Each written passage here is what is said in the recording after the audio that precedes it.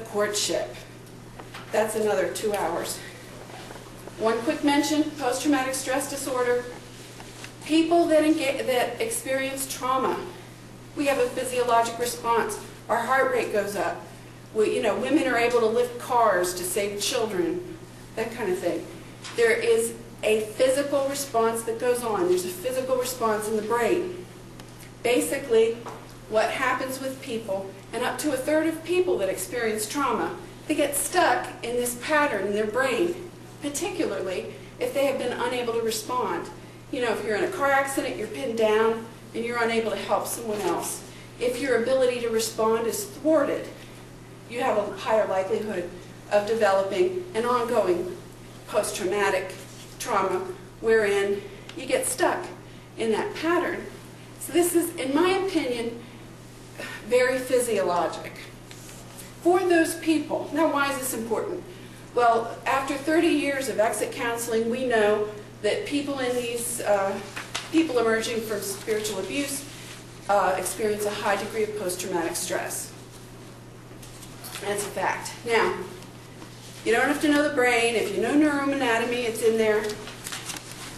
If I sit you down and you're a normal person, and I say, you are the righteousness of God in Christ. You're wonderful. You're beautiful. There's two particular areas in the brain that perfuse with blood and become very active.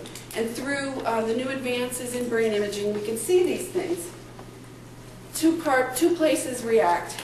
The reasoning center and the part of the brain that says, they're talking about me. Yes, that's me. Why is this important? Well, for people who are experiencing post-traumatic stress, they're caught in that emotional response, which is very neurophysiologic. It's a physical response that's actually designed to help you survive. Remarkable thing that God designed. But because people are preoccupied with survival, what is most notable is that, and I indicated it by this black box, the part of the brain that says, yes, that's me, never engages. So you come out of spiritual abuse or, any kind of trauma, and I say, you've been through a lot, but, God hasn't given you the spirit of fear, but of love, power, and a sound mind. And God's plans for you are good and not evil, for a future and a hope. That part of the brain doesn't click on. It doesn't work. Now, I'm not an evidentialist. I'm a coherentist. But Daniel Amen, who's a Christian psychiatrist, actually says, you've got to heal the hardware of the brain. What we do and what we put into our brain is like software. But if the hardware's busted, fix the hardware. And there's a lot of things that we can do now to treat post-traumatic stress disorder. But I think it's very notable for anybody that's engaged in any kind of, or experienced trauma. And if they get stuck in it, this is a physiologic thing, and it is a physical miracle.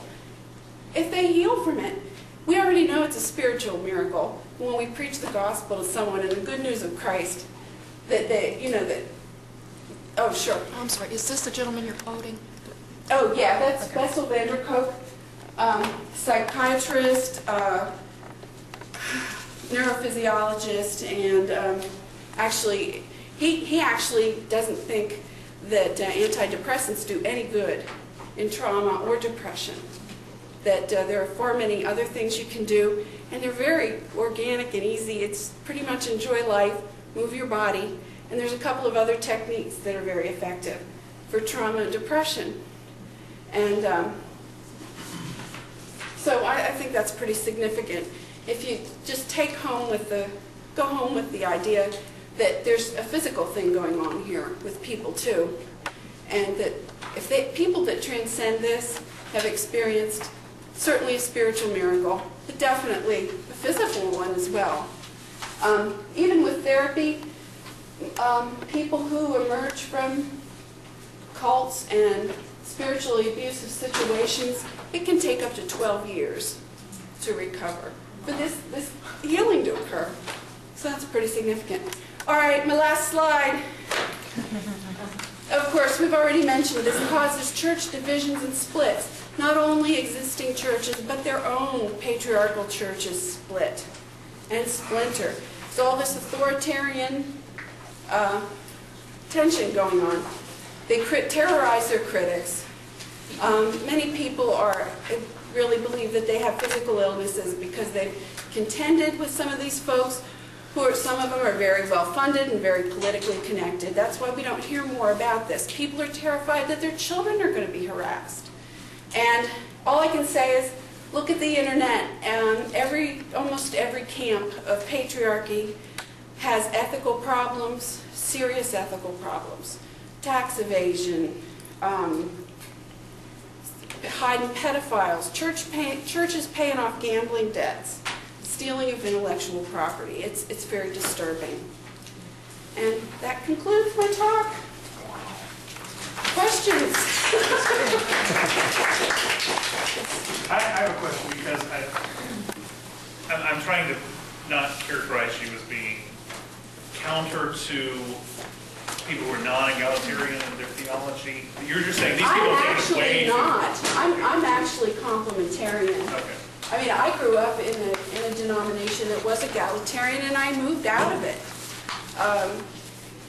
You know. So this is like I think they've sort of taken some theological things and just sort of pushed them way out there. Right. I mean, certainly it says, Paul said, sin entered mankind through Adam because of his disobedience. That's right there in 1 Timothy 2. I mean, that's what Paul said. It doesn't say that it fell to Adam because of headship. And, you know, I'm not even so concerned about that. And certainly after the death and resurrection of Jesus Christ, we're certainly under a new law. I mean, that Adamic symbolism is, I don't want Adam. I don't want justice. I want mercy. So. How widespread is this throughout this Christianity? Anybody that homeschools, you're a free game. And it's, we're now starting to see some dissent. The first dissent that really started to appear was right around 2003 when they published that version of the Tenets of Biblical Patriarchy that came right out and called some of these things sin. Then they started talking about contraception and the large family issue. So people are basically appealed to. I mean, I agree, it's really difficult because I am in support of so many of these things that the movement supports. That's what makes it tough, because they take this really good stuff and mix it up with things that are just bizarre to me. Oh, so, well, they appeal to people that are, they want to do the best thing. They want to protect their families. They want to nurture wonderful children that are godly and going to serve God. But so they get pulled little by little. Manipulate the family and actually like a virus that destroys the family structure. Exactly. Now, these guys were all the rage around about 2000. There are now some homeschooling groups that are turning them away. And they're getting pretty aggressive about it. They're pretty mad. And they're frightening people. I'm wondering what's going to happen to me. But, oh, I'm sorry. I have a question about whether the term patriarchy is actually susceptible to multiple definitions.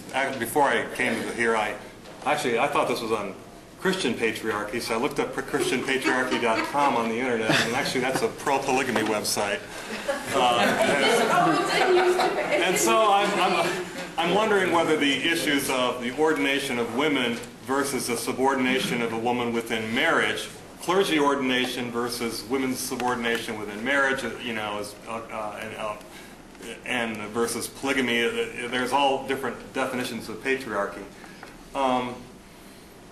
So you don't believe that the Council for Biblical Manhood and Womanhood is essentially heretical or devious, or do you? I have a problem. I really find Giles' argument. When I started reading this stuff, there was something in me that just said, this is wrong. This is wrong. And I got a hold of, I ordered Bruce Ware's book, and I read it, and I just was amazed that nobody came out and said very much of anything about this book except for Kevin Giles. I'm also amazed that the Presbyterian denominations that criticized federal vision did not come out strongly against the